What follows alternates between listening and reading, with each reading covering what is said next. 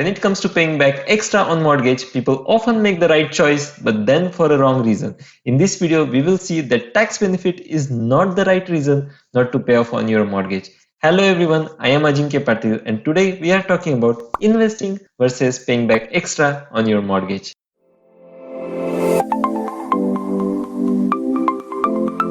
Buying a home seems impossible in the current market unless maybe you sell one of your kidneys. If you are one of the fortunate ones who made it across the finish line and actually bought a home, congratulations. You are now slave of your mortgage lender for the rest of your life. But even as slaves, we sometimes face this luxury problem.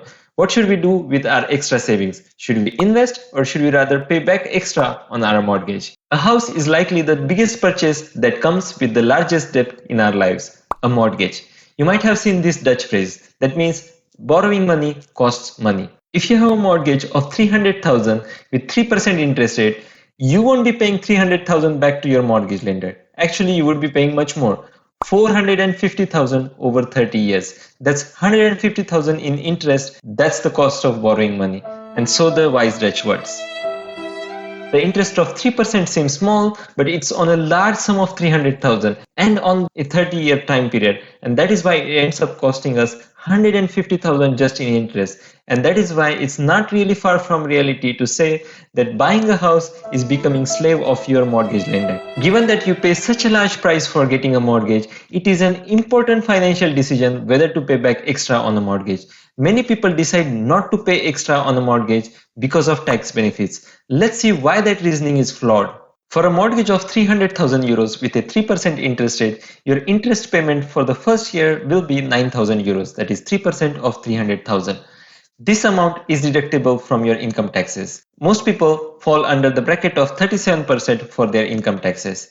Effectively, it means that you get a 37% discount on your interest payment and you only pay the rest of 63%, that is 5,670. And it is correct that if you pay back extra on your mortgage, you wouldn't get this 37% discount on the interest over that extra amount. However, what many people don't recognize is that the discount is only on the interest and you are still paying 63% of that interest amount. In this case, your net loss is still 5,670 even after the tax deduction. And given that the tax benefit is a percentage of the total interest, it can never be more than the actual interest amount. So in short, the net benefit of tax deduction can never be positive. You still lose money to interest. Instead of considering tax benefits only, what we need to look at is the bigger picture. In finance, it's called opportunity cost. What it means in simple words is what could we have done otherwise with that money instead of paying back on mortgage. For most people, that money would be sitting in their bank accounts. So let's calculate what would happen to 1,000 euros if you were to pay back those extra on a mortgage versus keeping them in a bank account. If you pay back 1,000 euro one time at the beginning of a 30-year mortgage term with a 3% interest, you will reduce your monthly payments by 4.22 euros. For a 30-year period, you will save 1,500 euros. That's great. By paying 1,000 euros, you actually saved 1,500. Amazing. Unfortunately, that picture is a little too simplistic. There are two more factors we need to add to this calculation. The first one is the tax benefit. If you get a 37% discount on the interest due to tax deductions, your interest rate effectively becomes 1.87% instead of 3%. With a 1.87% interest rate, if we do one-time down payment of 1,000 euros, we reduced our monthly mortgage payments by 3.64 euros. And over 30 years, we save 1,300 euros instead of 1,500. Still not bad. By paying 1,000 euros, we still saved 1,300 euros. Now let's add in the second factor, that is inflation. Let's assume that the long-term inflation is about 2% per year. If we correct our calculations for inflation, we end up saving 992 euros over 30 years for a down payment of 1,000 euros today. The gain is actually negative 8 euros. Now why is that? It's because inflation means 1,000 euros today are worth less tomorrow. We would rather pay 1,000 euros in future rather than today.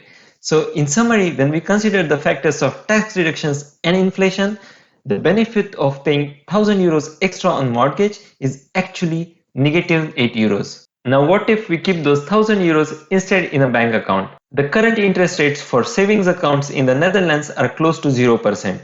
That means 1,000 euros today in our bank account will remain at about 1,000 euros even after 30 years. Once we correct for inflation, In 30 years, our 1000 euros today will only be worth 556 euros. So a net loss of 444 euros due to inflation.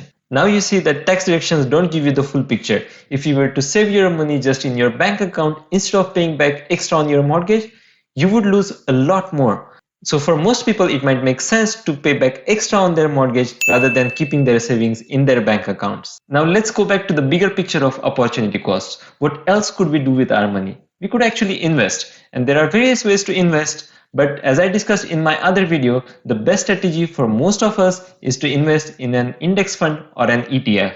If we were to invest in an ETF that tracks the whole world stock market, the gains would have been about 9% per year for last 2 decades. So let's calculate what would happen if we were to invest 1000 euros in such an ETF instead of paying back extra on a mortgage. If we correct the return of 9% with a 2% inflation, our effective gain is 7% per year.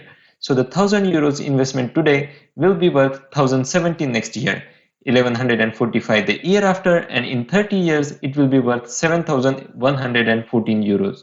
That is more than 7 times the initial investment even after accounting for inflation. Comparing that to paying off mortgage, it is quite obvious that investing long term is far more beneficial. Given these calculations, I would choose to invest rather than paying off extra on my mortgage. However, having said that, there could be cases where it makes sense to pay off the mortgage first. For example, if you expect your financial capacity to reduce in future because maybe you will go into retirement and your income will reduce, or your expenses might increase because of kids. If these situations mean that you may not be able to pay your monthly mortgage payments later, while you do have an extra financial capacity today, it does make sense to make extra mortgage payments today. Because of course it will be too bad if your mortgage lender has to kick you out of your house. There are also cases where it makes sense neither to invest nor to pay off your mortgage. For example, if you have a loan with very high interest rate, such as a car loan with 6 or 7% interest rate, then it makes sense to pay off that debt first. Another example could be that if you don't have an emergency fund, then it makes sense to build that emergency fund first so that you can rely on it in bad times, including for your mortgage payments. In summary, generally speaking, it is far more beneficial to invest rather than paying off your mortgage. However, you need to consider your situation. You don't want to get your financial advice on YouTube. This video is only for informational purposes so that you know what are the alternatives to paying off your mortgage and what are their financial benefits. If you like this video, then hit that like button and subscribe to my channel for more content on personal finance and buying a house. In the meantime, check out some of my other videos.